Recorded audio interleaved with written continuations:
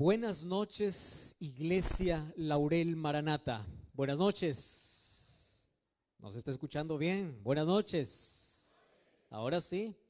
Una de las cosas que ya me contaron que es particular en esta iglesia, en este lugar, es de que aquí tenemos personas de diferentes nacionalidades.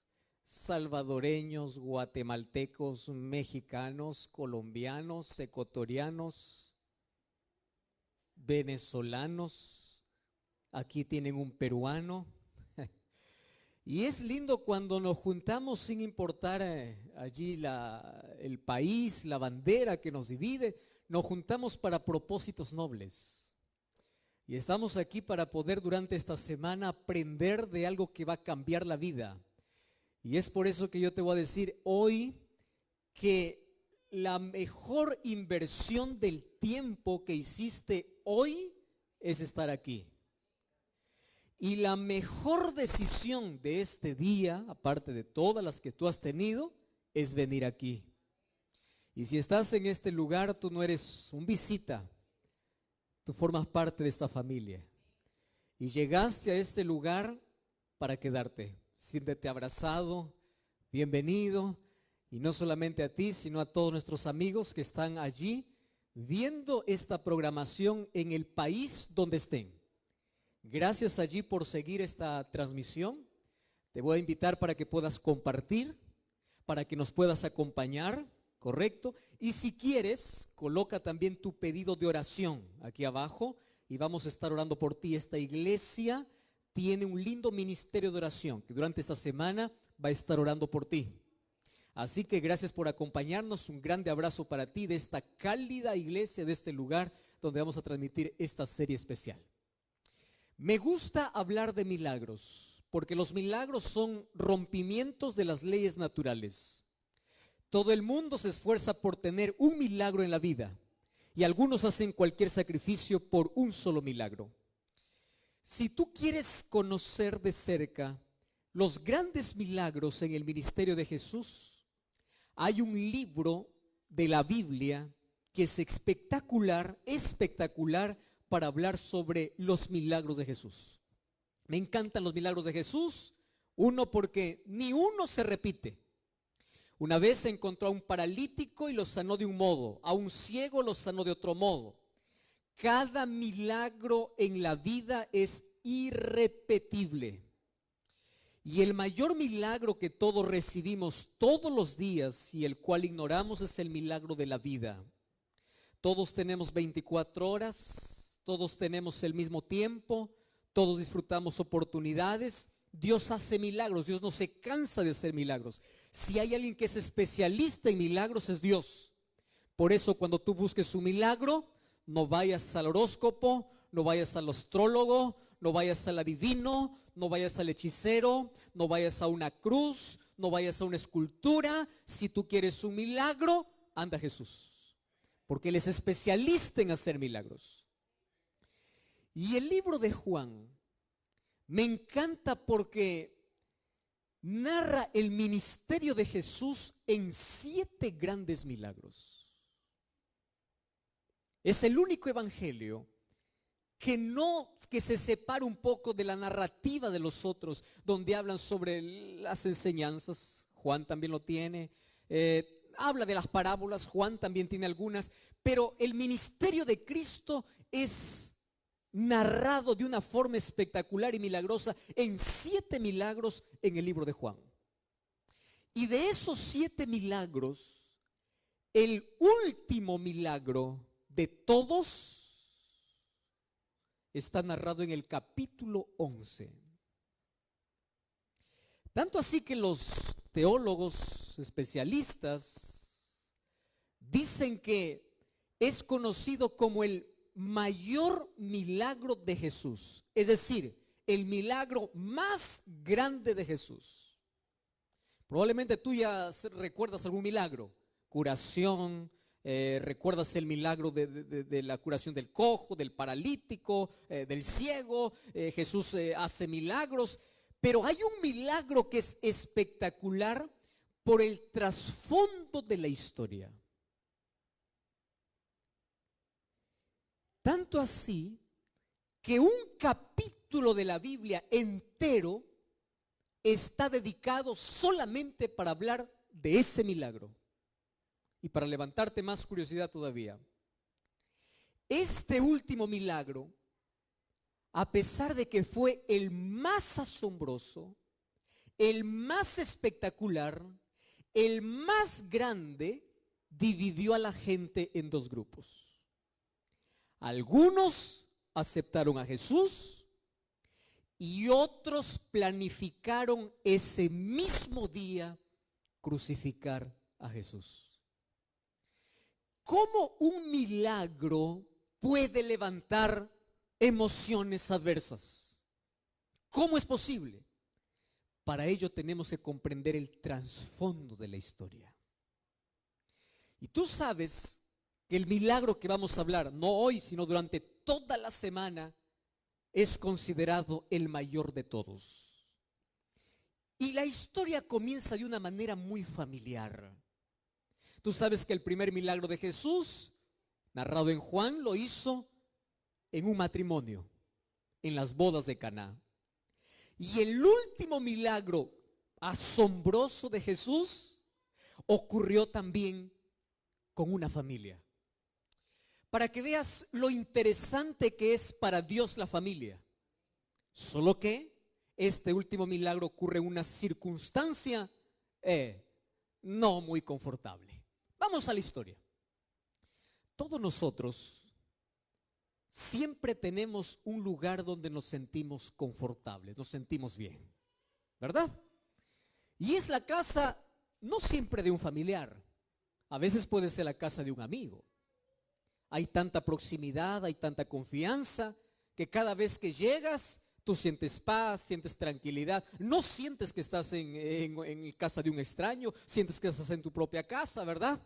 El amigo no pregunta qué hay en la refrigeradora, va a averiguarlo qué cosa hay. El amigo cuando llega no pide a veces ni siquiera permiso, llega el momento que él quiere, porque es amigo.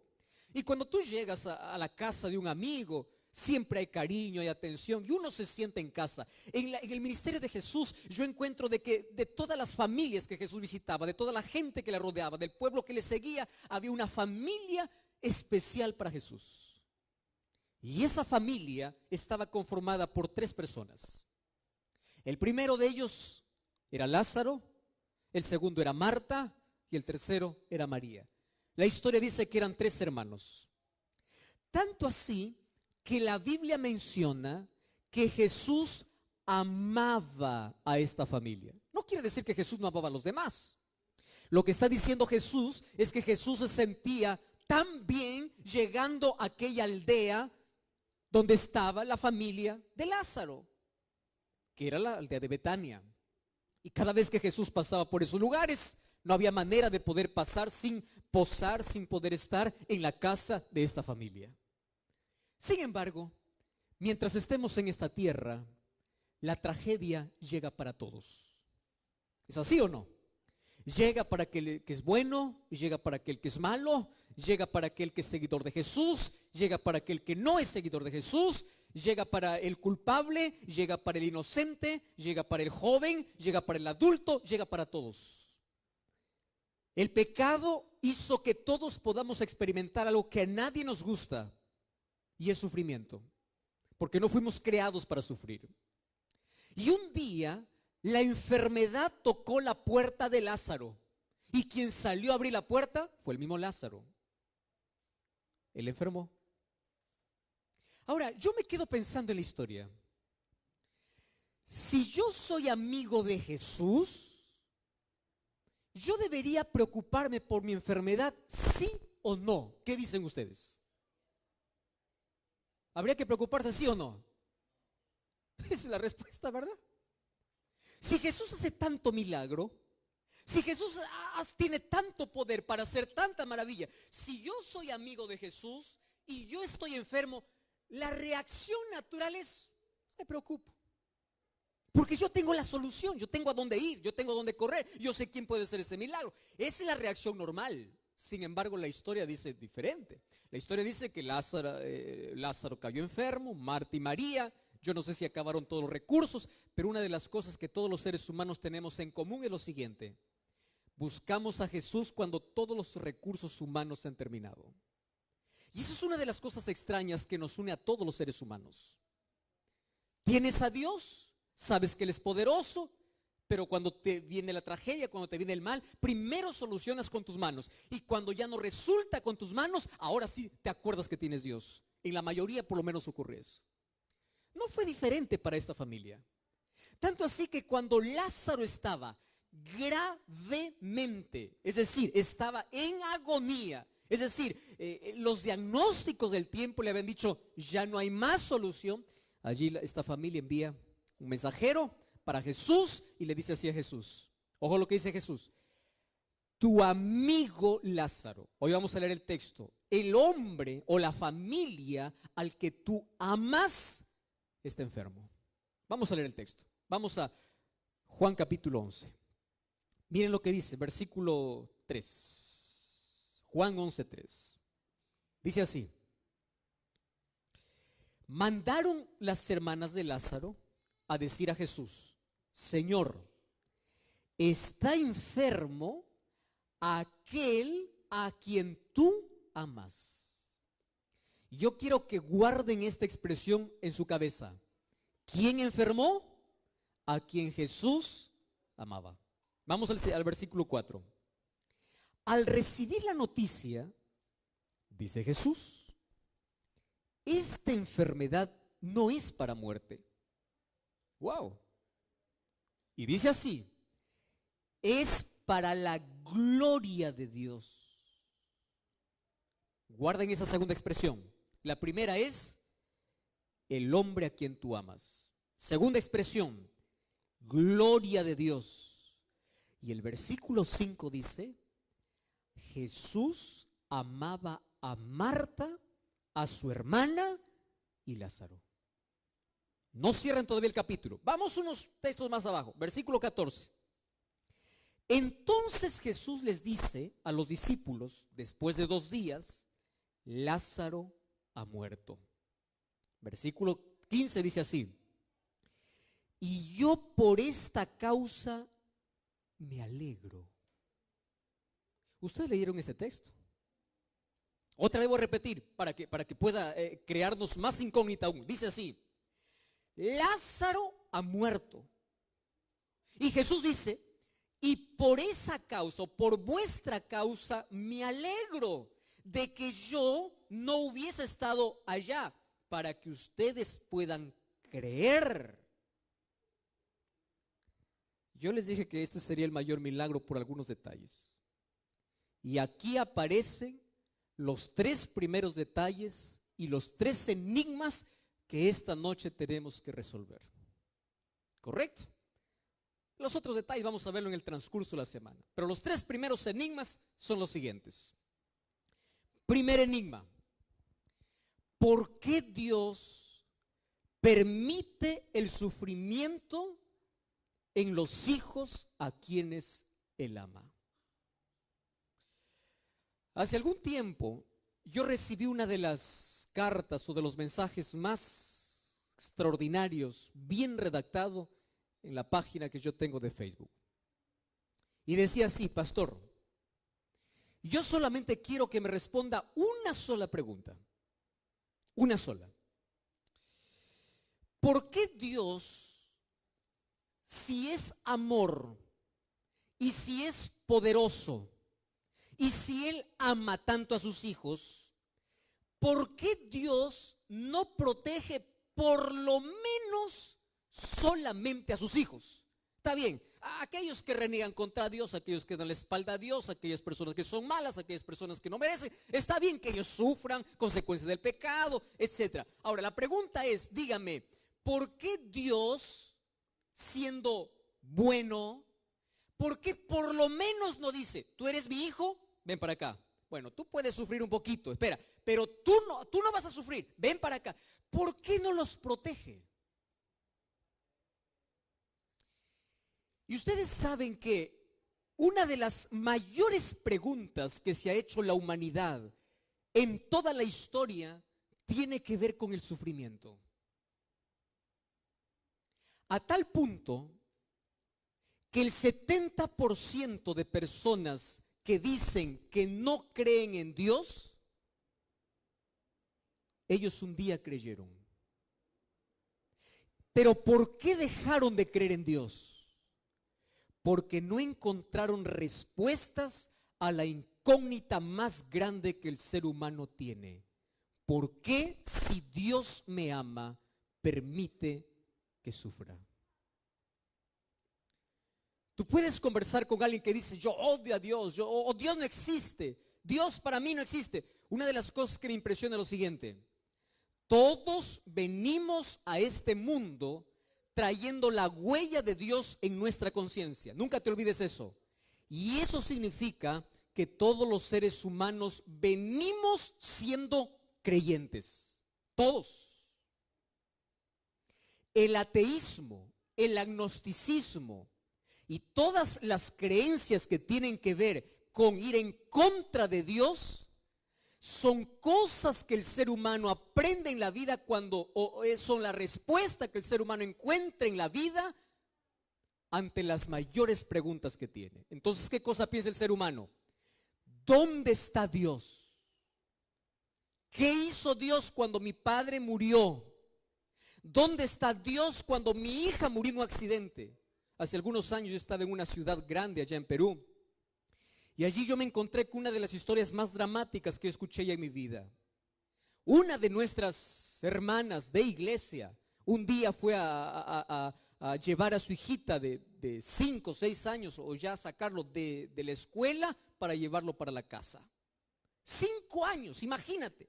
Una niñita tan linda, preciosa, 5 años, ya estaba participando en la iglesia. Ella era una hermana muy consagrada, muy entregada al Señor, una hermana fiel. Un día, mientras se va a recoger a su hijita al jardín, no sé cómo lo llaman aquí, pero allá lo llaman jardín, los lleva para casa, está en la puerta del colegio y ella se entretiene allí a conversar con alguien que está allí también esperando a su hijo. De pronto sale la niña, se soltó de la mano de la madre y vio algún objeto que estaba en el centro de la pista. Y ese objeto le llamó la atención. Y la niñita se soltó de la mano de la mamá y se fue hacia el centro de la pista, se agachó, demoró en agarrar el objeto y en eso venía un camión a toda velocidad donde el conductor estaba medio ebrio y atropelló a la niña y no le dejó más, y le dejó más sin vida.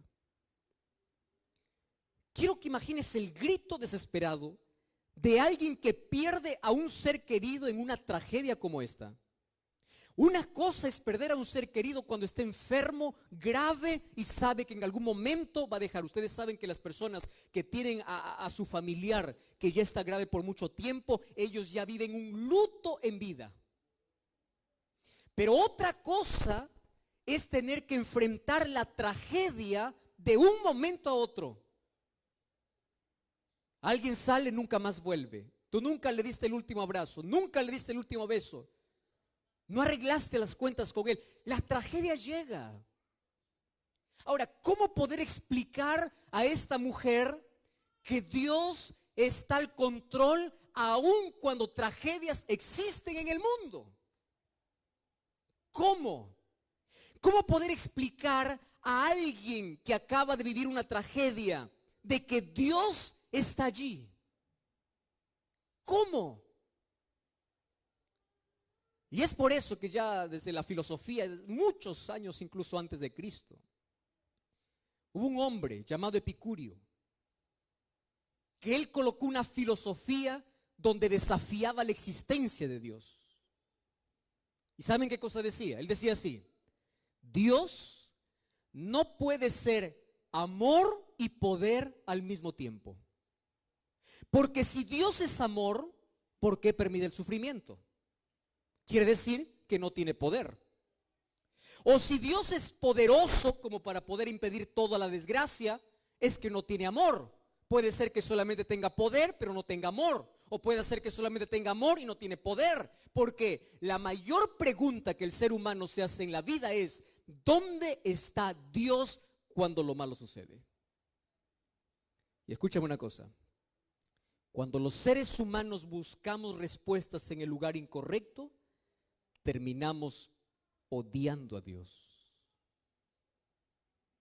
terminamos dando la espalda a Dios. Y una de las cosas que tú debes comprender hoy es lo siguiente: el silencio de Dios en el dolor no significa ausencia de Dios. Mas, ¿cómo podemos entender el silencio?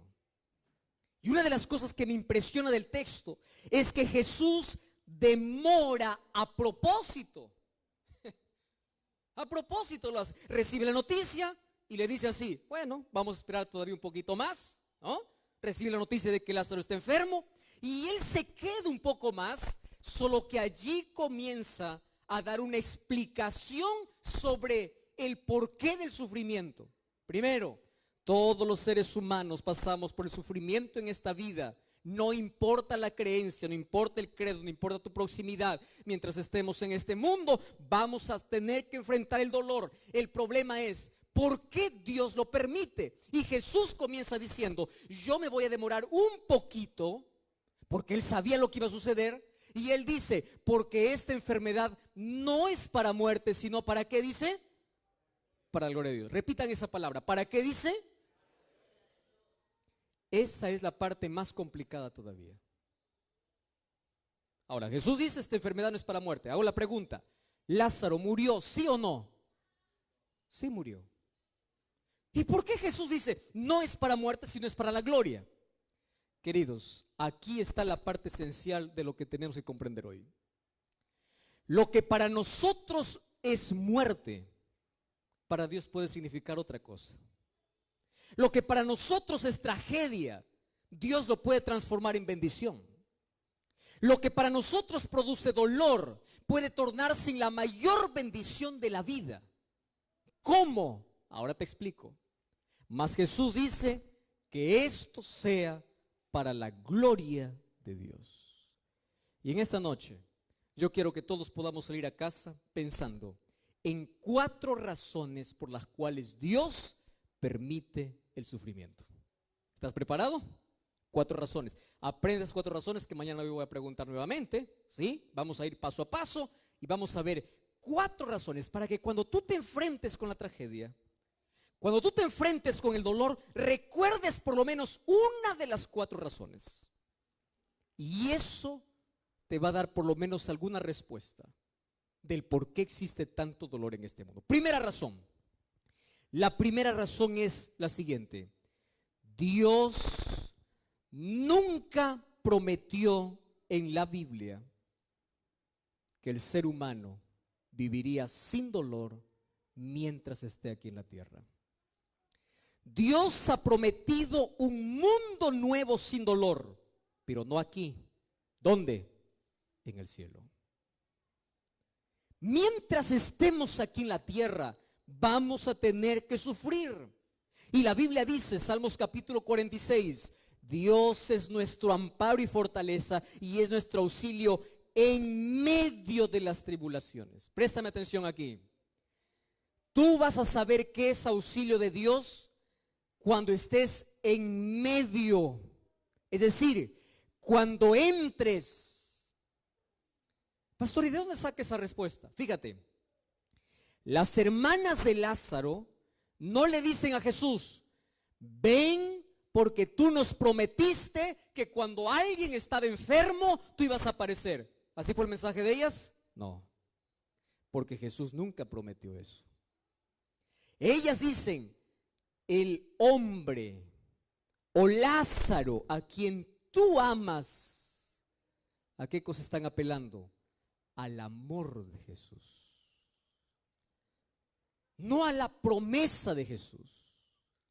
La promesa de Jesús es: yo estaré contigo en medio del dolor, pero nunca te prometió: yo te libraré para que jamás entres en el dolor. Y aquí voy a hacer un pequeño paréntesis. ¿Ustedes saben por qué es necesario, en cierto modo, el dolor en la experiencia humana? Por una razón simple: porque es a través del dolor que el ser humano tiene conciencia de pecado. Te voy a hacer un ejemplo. Imagínate tú que en este planeta no hubiese accidentes, hospitales, no hubiese dolor, no hubiese tragedias, que Dios proteja a todos, todo, y en este planeta el pecado avanza, el mal crece, pero Dios sigue protegiendo del mal, de las tragedias. Te hago una pregunta: ¿alguien tendría conciencia de lo que significa pecado? No. ¿Cuándo es que nosotros anhelamos que Cristo regrese pronto? Cuando pasamos por el dolor. ¿Cuándo es que el ser humano se aferra a Cristo? Cuando pasa por un momento de dolor. De alguna manera despierta en nuestra mente la conciencia de una búsqueda hacia Dios. Y lo primero que entendemos es, en medio del dolor, recuerda, Dios nunca te prometió librarte, pero sí te prometió acompañarte en medio de tus lágrimas. Y aquí está la diferencia de sufrir con Dios y sufrir sin Dios, que es grande la diferencia. Segunda razón, Jesús dice que esta enfermedad es para la gloria de Dios. Queridos, los mayores milagros que tú vas a ver en la Biblia fueron hechos en la mayor oscuridad de dolor. Cuando Dios abrió el mar para que los hijos, el pueblo de Israel, pasen seco, cuando estaban en el dolor. Te explico. Ellos llegaron allí frente al Mar Rojo. Los egipcios estaban detrás, el mar estaba delante, montañas estaban para otro lado. Ellos estaban acorralados y es allí donde nacen los milagros. Todos los milagros nacen en las mayores crisis del ser humano. Si tú estás pasando por una crisis mayor, el mayor milagro siempre nace de la mayor crisis. Siempre. Es en las tormentas que nosotros aprendemos a descubrir y a tener la paz de Dios. Es en el dolor que nosotros vemos la manifestación de Dios. Número 3. El dolor puede transformarse en un instrumento de Dios para la salvación de las personas. La Biblia cuenta la historia de un rey. El nombre de este rey es Nabucodonosor.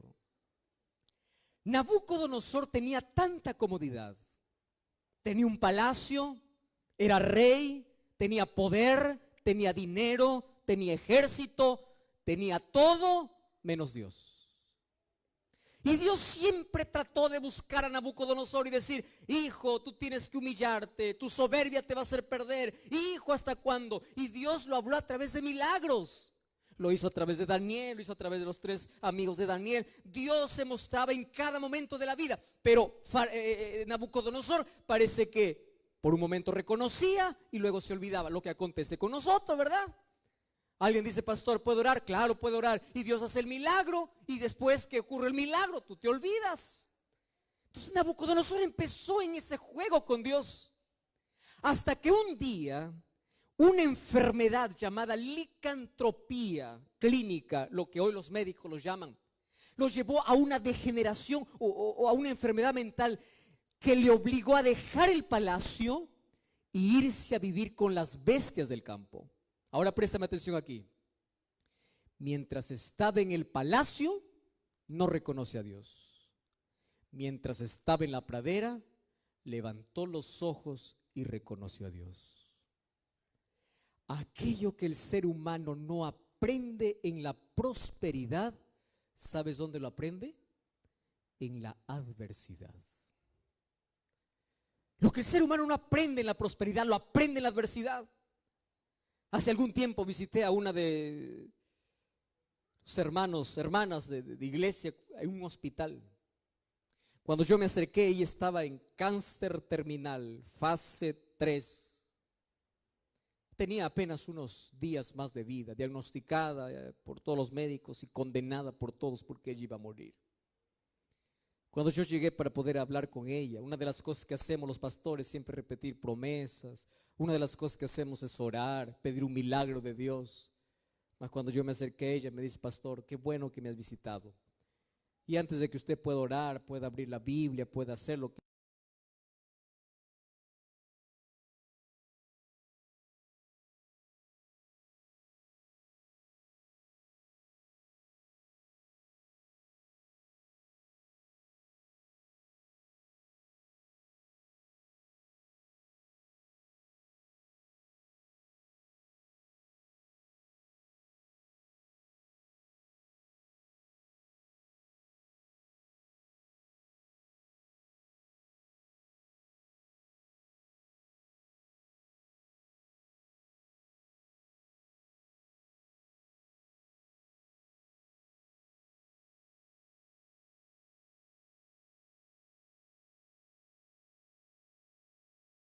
Bueno, le digo, ¿por qué tienes que dar gracias a Dios mientras todos maldicen cuando tienen cáncer? ¿Por qué agradeces tú, Dios?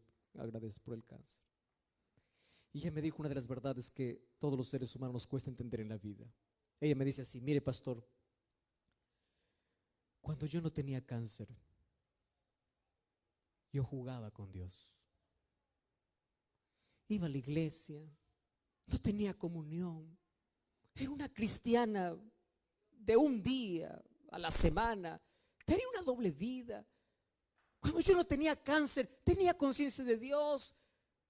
Pero si yo hubiese muerto sin el cáncer, yo estuviera perdida. Y después me dice, y gracias a Dios por el cáncer, porque cuando el cáncer tocó mi vida, usted no sabe con qué intensidad yo busco a Dios. Usted no sabe cómo me aferro a Dios.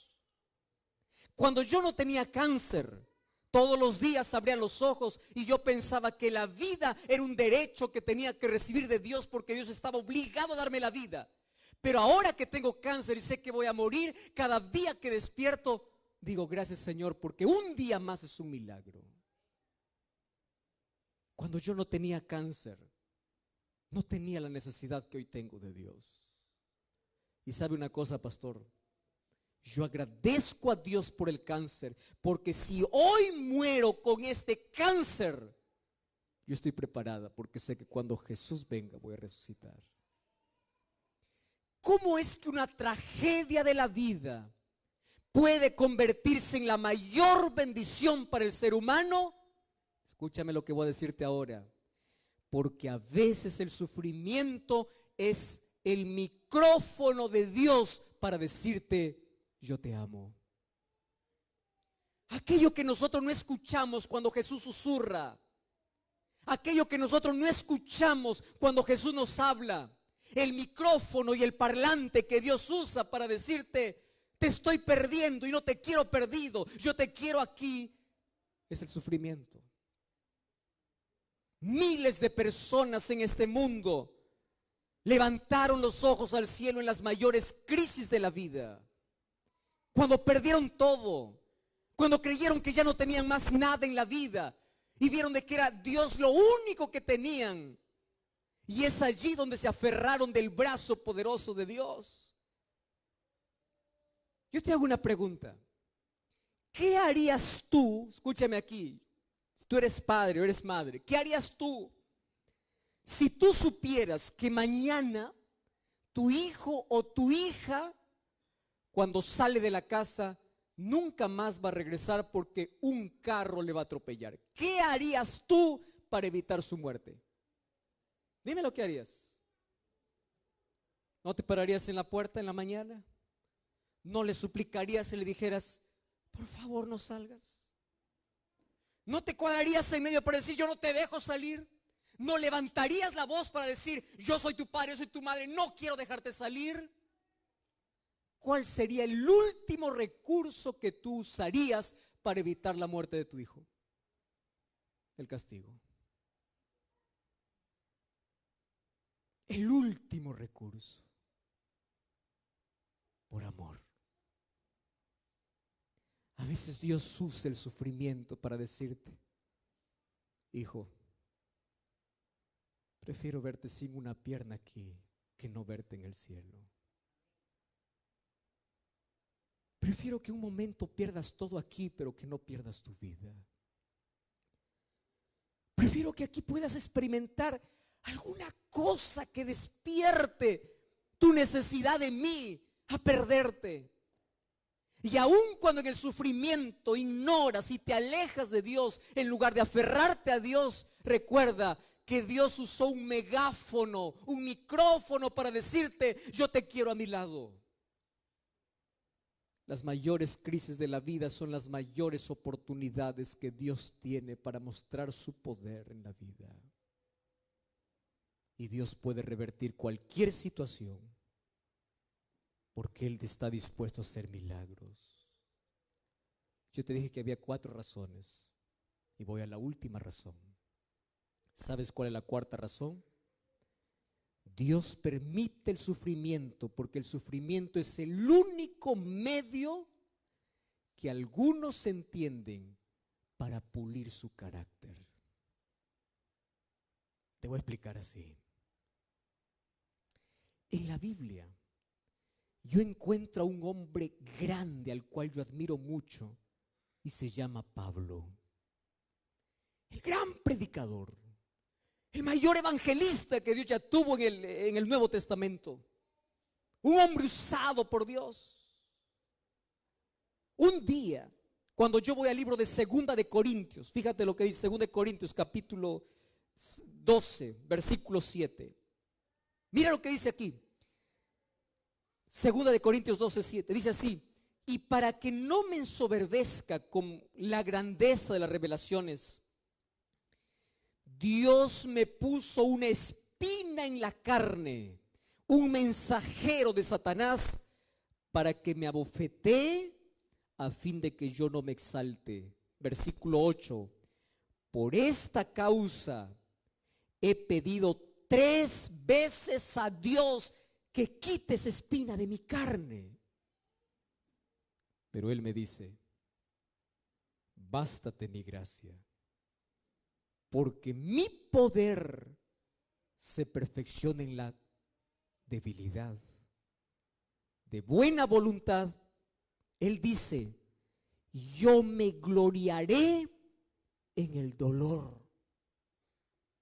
Yo tendré satisfacción en el dolor, porque es la única manera que yo puedo experimentar en mi vida el poder de Cristo. Escúchame aquí. A veces Dios usa el dolor para pulir nuestro carácter y ser más semejantes a Él.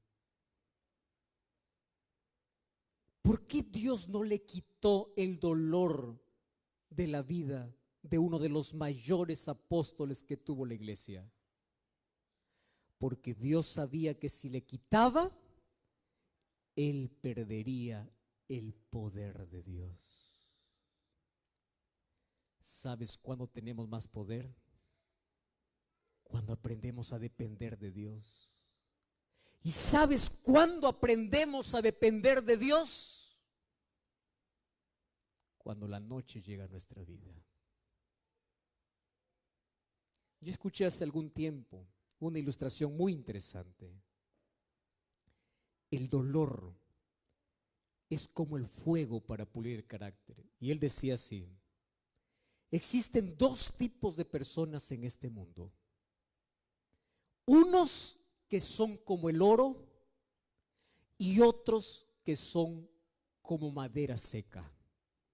Ayúdame aquí. Cuando pones la madera seca en el fuego, ¿qué sucede con la madera? Se hace ceniza. Y cuando tú colocas el oro en el fuego, ¿qué cosa hace? Brilla. Algunos cuando pasan por el fuego, su fe se hace cenizas. Y otros cuando pasan por el fuego de la vida, empiezan a depender más de Dios. Y Pablo entendió de que la debilidad, el dolor, es un instrumento que Dios tiene aquí. No porque Él se deleite en que nosotros suframos, sino porque es la manera como a veces consigue que nosotros permanezcamos siempre en su presencia. Y es por eso que cuando estaba en la cárcel, cuando las espaldas sangraban, ¿sabes qué cosa hacía Pablo? Pablo cantaba. Cuando él estaba en una cárcel, escribió una carta a los filipenses y dijo: regocijaos en el Señor. ¿Sabe de dónde lo escribió? Desde la cárcel, porque él aprendió que en medio del dolor el cristiano tiene esperanza. El cristiano tiene paz. Que ni una lágrima puede caer de tus ojos en la mayor tragedia de la vida sin que tengas paz en el corazón. Y el mayor regalo que los seres humanos podemos alcanzar en esta tierra es tener paz, no cuando pasa la tormenta, sino paz en medio de la tormenta. El mayor milagro que Dios hace probablemente no sea quitar el cáncer que tú tienes. El mayor milagro que Dios hace Probablemente no sea darte el empleo que tú quieres. Pero el mayor milagro que Dios hace es darte la fortaleza, la fe, la confianza para que puedas ver las provisiones que Dios tiene para tu vida. El mayor milagro que hoy puede hacer Dios probablemente no sea quitar el cáncer de tu vida, pero sí transformar tu corazón.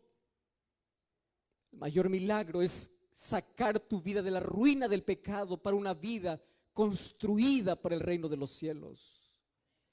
El mayor milagro que Jesús hace probablemente no sea quitarte la carga de tus hombros, pero sí darte la fuerza necesaria para continuar en la vida. El mayor regalo que Jesús hace en un mundo lleno de dolor es que tú no puedes perder la paz en el corazón, porque esa paz es producida por la esperanza que Jesús coloca allí. Paz. ¿Cuánto daría la gente por un poco de paz? ¿Cuánta gente tiene el mejor colchón para dormir, pero tiene noches enteras de insomnio? ¿Cuántas personas tienen la casa llena de comodidades, pero tienen el corazón vacío? ¿Cuántas personas tienen todo para ser feliz, pero buscan la muerte? ¿Sabes por qué? Porque lo único que les falta es paz. Hace algún tiempo escuché una historia. Miguel era un niño que tenía 10 años de edad. Junto a la mamá todos los sábados iba para la iglesia. Cantaba, adoraba a Dios, se preparaba para ser un líder. Solo que el papá de Miguel nunca quiso acompañar a su hijo y a su esposa a la iglesia. Nunca. Toda la vida se resistió. Siempre dijo: yo nunca pisaré esa iglesia. Y así era difícil. Un día, mientras Miguel está regresando para casa, mientras está jugando, él está con el pie descalzo y siente que hay un dolor allí en el pie. Cuando él descubre, un vidrio había cortado parte de la planta del pie. Por miedo al castigo, solamente intentó solucionar la herida con agua, contó para su mamá. El papá no lo podía contar porque el papá era violento. Y ambos empezaron a tratar de curar la herida, curar la herida, curar la herida, y no curaba. Un día fueron para el médico y el médico les dice: demasiado tarde. Esta herida que ustedes han intentado curar está con tanta infección, tiene gangrena. Y la única alternativa que ustedes quieren o que ustedes tienen para que Miguel pueda seguir viviendo es que tenemos que cortarle la pierna. ¿Cómo decirle al papá? O esta mujer, ¿cómo decirle al esposo esa noticia? Fueron para la iglesia. La madre se levantó y pidió para todos: por favor, oren por Miguel. Y toda la iglesia empezó a hacer grupos de oración. Vamos a orar, vamos a orar. Y todos oraban, el pastor oraba, líderes oraban, la iglesia oraba, todo el mundo oraba. Y un día el papá se enteró. Y cuando el papá se enteró, empezó a castigar a la esposa. Incluso empezó a castigar al hijo, porque uno cuando está en la ignorancia, en la oscuridad, es capaz de arruinar las cosas en lugar de solucionar. Pero cuando vio la seriedad del asunto, el padre se fue al cuarto y por primera vez se arrodilló y dijo así para Dios: Dios, si realmente tú existes, quiero que hagas un milagro. No quiero que mi hijo pueda caminar sin una pierna. Si tú existes, quiero que lo cures. Y si él se cura, yo te prometo ir a la iglesia. Los días pasaban y el dolor aumentaba.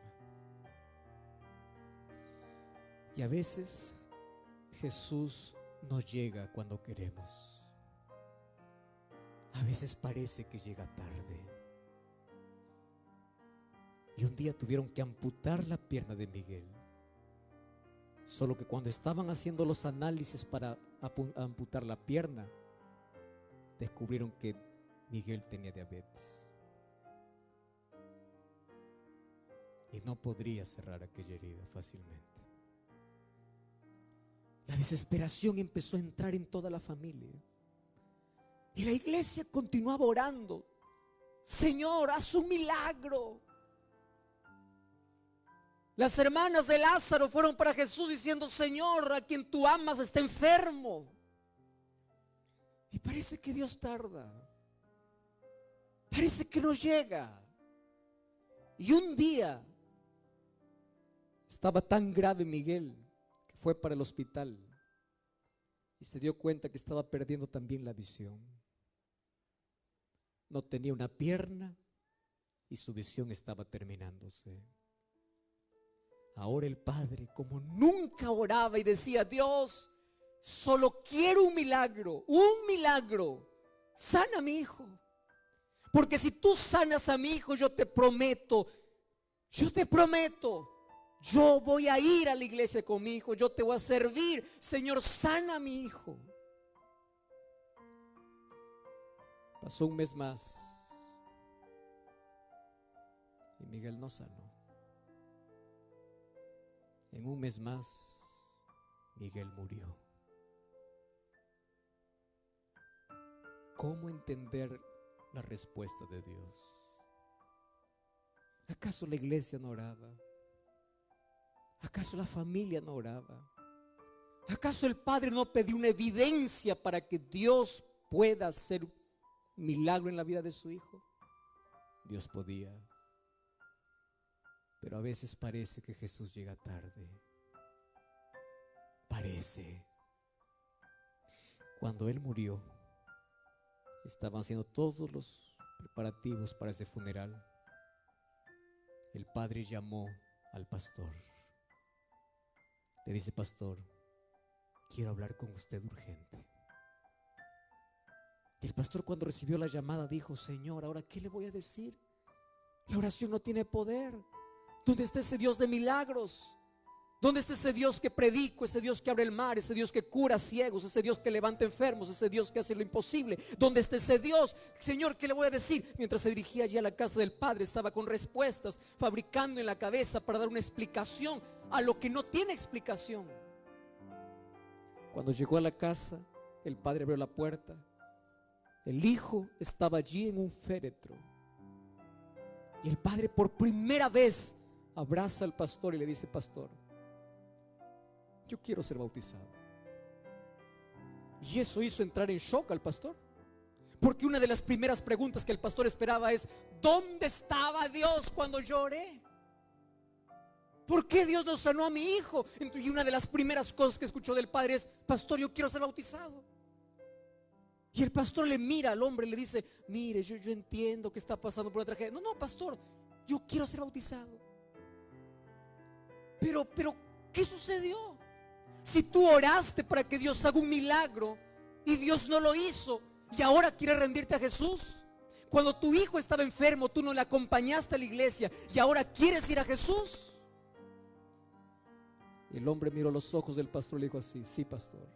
Y le voy a explicar por qué.